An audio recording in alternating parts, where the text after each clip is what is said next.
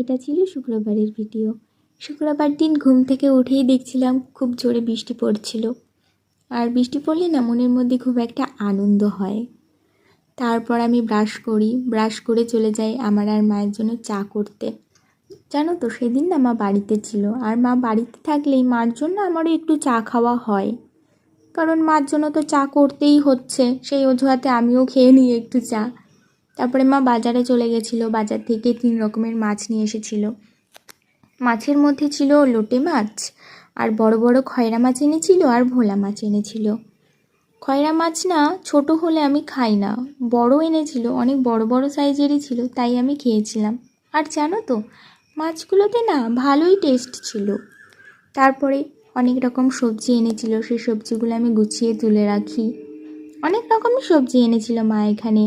আর না আমি মাকে বলেছিলাম ক্যাপসিকাম আনতে, আর মা এনেও ছিল, কারণ সন্ধ্যাবেলায় একটু চাউমিন পাস্তা খেতে ইচ্ছে করে, তার মধ্যে একটু ক্যাপসিকাম দিলে না ভালো লাগে, ক্যাপসিকাম গাজর দিলে। মা হচ্ছে এই শুকনো খাবারগুলো এনেছিল আমাদের 2 বোনের জন্য, এই নিমকির প্যাকেটটা, বিস্কুটের প্যাকেটটা। তারপরে আমি ওগুলোকে সরিয়ে নিয়ে রান্না করতে চলে আসি সোজা। আমি এখানে প্রথমে শাক ভাজা করে নিই, তেলে কালো জিরে ফোড়ন দিয়ে পেঁয়াজ লঙ্কা দিয়ে পেঁয়াজটাকে ভালো করে লাল লাল করে ভাজা করে নিই। লাল লাল করে ভাজা করার পর শাকগুলো দিয়ে লবণ দিয়ে ভালো করে নেড়ে নেব। নেড়ে নেওয়ার পর ঢাকা দিয়ে ভালো করে শাকটা যাতে সিদ্ধ হয়, শাক থেকে যেন জল ছেড়ে যায়, তার জন্য আমি বারবার ঢাকা দিয়ে দিয়ে ভাজা করে নেব শাকটা। তারপরে ঢাকা তুলে হলুদ দিয়ে ভালো করে ভাজা করে নিয়ে শাকটাকে তুলে নিয়েছি। এবার মাছ রান্নায় চলে আসি। মাছে লবণ হলুদ মাখিয়ে তেলটা গরম করে মাছটা ভেজে নিলাম। তারপরে যেহেতু সব মাছ তো আর একদিনে খেতে পারবো না, তাই 1 রকমের মাছ রান্না করে আর 2 রকমের মাছ ফ্রিজে তুলে দেওয়া হয়। মাছটা আমি করেছিলাম এখানে আলু আর বেগুন দিয়ে। তেলের উপর কালো জিরে ফোড়ন দিয়ে আলু বেগুনটা দিয়ে হলুদ দিয়েছিলাম। হলুদটা দেওয়ার পর একটু ভাজা ভাজা করে নিয়েছিলাম।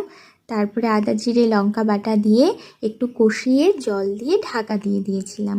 তারপরেই ব্যাস জলটা ফুটে আসলে মাছগুলো দিয়ে দিতে হবে। মাছগুলো দিয়ে ভালো করে নেড়ে নামিয়ে দিতে হবে তরকারি। আমি না তারপরে থালা বাসন মেজে রান্নাঘরটা মুছে স্নান করতে চলে গেছিলাম।